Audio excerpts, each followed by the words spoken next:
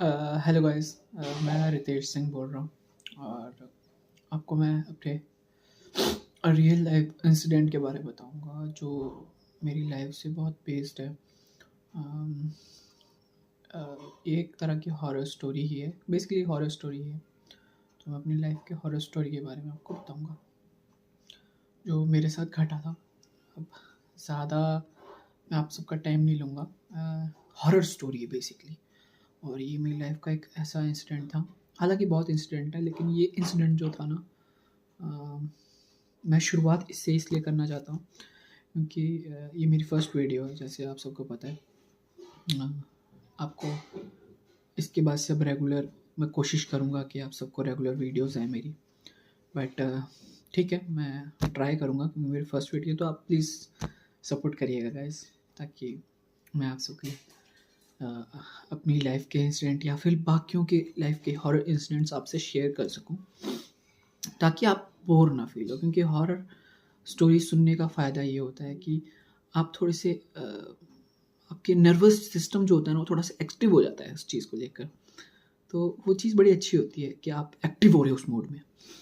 तो थोड़ा अच्छा भी लगता है, थोड़ा मतलब किसी की हॉरर स्टोरी सुन के ना थोड़ा सा मतलब एक्साइटेड सा फील होता है कि यार ऐसा हुआ था, हम सब बात करते हैं ना वैसा। तो तो अ, हम स्टार्ट करते हैं। एक टाइम था, 2011-12 के आसपास का टाइम था। तो उस टाइम पे क्या हुआ था ना कि पापा मेरे बीएसएफ में थे। तो बीएसएफ में ना एक कॉन्वॉय जाती थी। ये मैं बता रहा हूँ आपको जम्मू कश्मीर में जब मैं था। तो जब मैं जम्मू कश्मीर में था ना, तो वहाँ पर एक जीवल चौक के बाद ना एक पुल आता था, ब्रिज। तो ब्रिज पे जो था ना, उसका ब्रिज का मुझे चिनाब नदी पे था कि रावी नदी पे था, मतलब उतना मुझे आइडिया नहीं है। बट बड़ा वहाँ की नदियों में एक खासियत ये होती है ना, वहाँ रेत नहीं मिलेगी आपको, वहाँ पर मिलते हैं पत्थर। अगर आप वहाँ पर फंस जाइएगा ना, तो आपको वहाँ पर मिलेंगे पत्थर, और बस पत्थर, बड़े बड़े पत्थर रगड़ रगड़ के आ रहे होंगे। तो ऐसा माना जाता है ना कि वहाँ पर बड़े एक्सीडेंट्स वगैरह होते थे, सुसाइड, लोग डूब के मरे थे, फलाना ढिमकाना। तो बहुत सी बातें थी। लेकिन होता है ना कि पापा की कॉन्वॉय थी, तो रात के 2 बजे उनको जाना था। तो इनको जाना था स्टेशन जो था ना, वो रेलवे स्टेशन से थोड़ा सा आगे एक जगह है। मुझे जगह तो एक्चुअली याद नहीं है, बट वो जगह जो थी ना, वहाँ तक इनको मुझे ड्रॉप करना था। तो उस समय उतना बड़ा नहीं था, बट 10th में होऊंगा मैं। ये 2013-14 की बात है, 10th में था मैं। तो इनको लेकर मैं रात में निकला।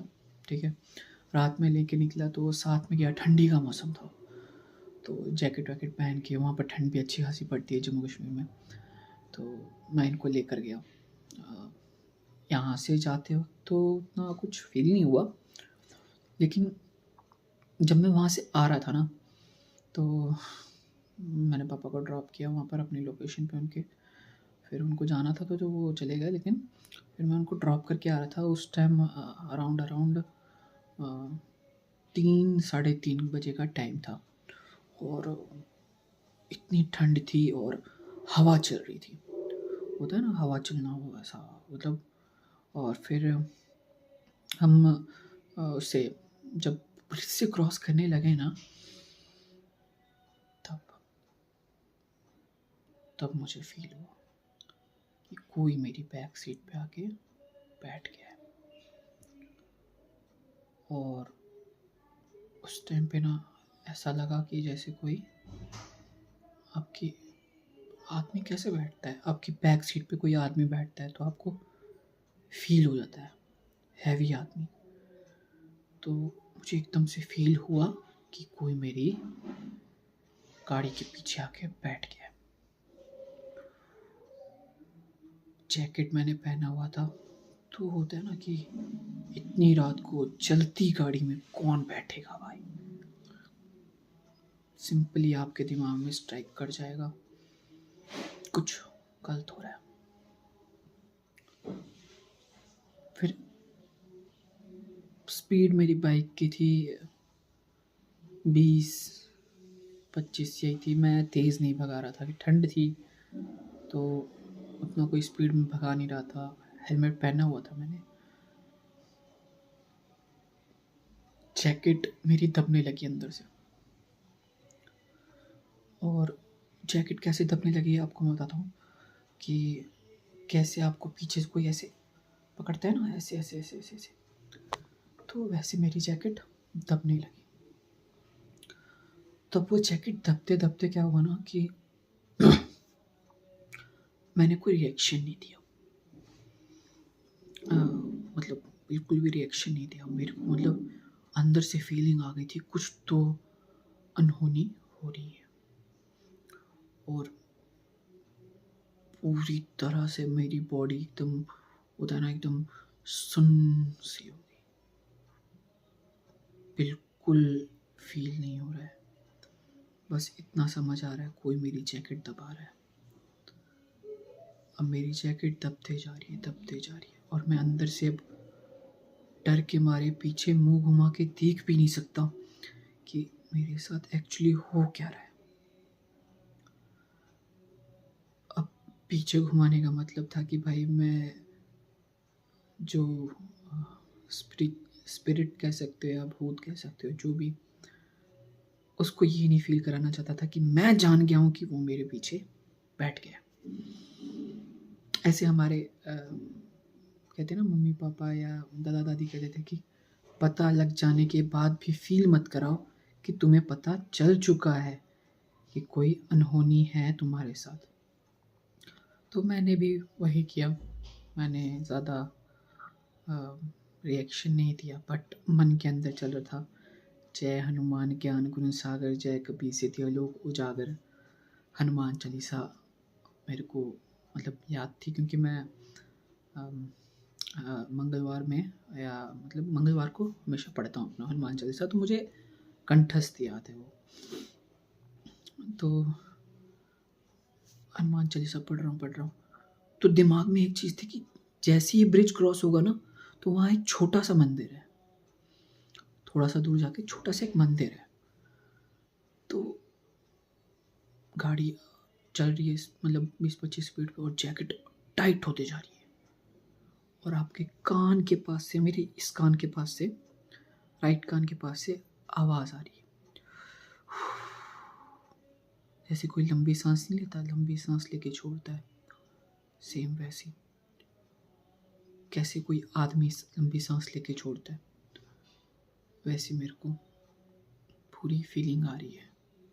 और हल्की हल्की सड़े हुए लाश की बदबू, जैसी बदबू आती है ना, वैसी। ज़्यादा नहीं बोलूँगा क्योंकि ज़्यादा नहीं आ रही थी, मतलब आ रही थी, ठीक है। तो गाड़ी चला रहा था, पूरा अंदर से रोंगटे काँप चुके थे मेरे। होता है ना कि तुम डर के मारे, मेरा मतलब पूरी तरह से हवा टाइट। फिर हम मतलब मैं धीरे धीरे बढ़ता बढ़ता ब्रिज क्रॉस किया। ब्रिज क्रॉस करने के बाद मंदिर के पास जाकर मुझे थोड़ा सा रिलीफ मिला, क्योंकि मुझे एक्चुअली में नहीं पता, बट जहाँ तक मुझे याद है मेरा 1 से 2 मिनट सांस रुक गई थी, होल्ड पे चली गई थी सांस। तो सांस जब आपकी रुक जाती है ना, तो घबराहट सी होने लगती है, ऐसा लगता है घुटन सी हो रही हो, ऐसा कुछ।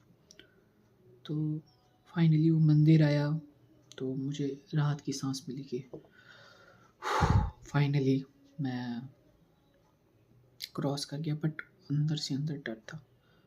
मैं 4 बजे करीब अपने घर पहुंचा, तो मैंने मम्मी को कुछ नहीं बताया कि उस टाइम पे मम्मी सो रखी थी, तो मैंने सोचा कि अभी डिस्टर्ब करना, मैंने उस टाइम नहीं बताया। फिर क्या हुआ कि मैंने डिस्टर्ब नहीं किया, उसके बाद सोचा कि अब सुबह बताऊंगा, तो आपको जान के हैरानी होगी, मेरी माँ ने बोला अपना जैकेट खोलो, मुझे कुछ देखना है। तो जब मैंने जैकेट खोला, मेरी बॉडी के ऊपर निशान था, रेड कलर का मार्क आ रखा था मेरी बॉडी पे। मैं देख के हैरान हो गया, क्योंकि मैं जब रात में सो रहा था मुझे नींद नहीं आ रही थी। बट मैंने सुबह कोशिश की कि नींद आ जाए, नहीं आई। 4-5 बजे क्या नींद आएगी। तो वही फिर 7-8 बजे करीब मम्मा ने मुझे बोला वही जैकेट दिखाओ, और पूरा वो हमने निशान देखा। मेरी तो मतलब हाथ से वैसे होते ना, हाथ खड़े हो गए, रोंगटे खड़े हो गए, वैसा फील हुआ। तो फाइनली मम्मा ने बोला कि चलो अब तुम्हारा दिखाना ज़रूरी है। तो हमने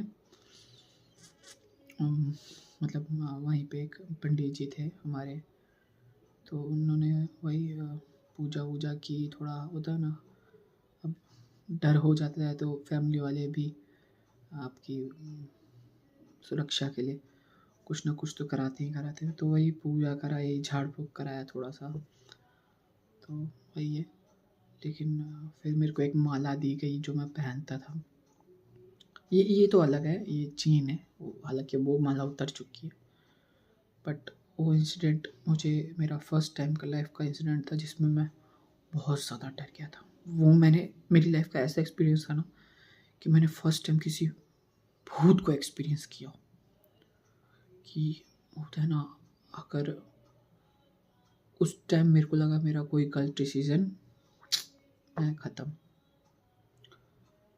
तो ये बात मैंने अपने फादर को भी बताई थी। तो पापा तो आर्मी पर्सन है, वो बोलते हैं कि हम तो भूत के साथी, क्या बोले, उनकी बात अलग है। बाकी बहुत डर गया। चलिए मैं अपनी स्टोरी यहीं पे ख़त्म करता हूँ, और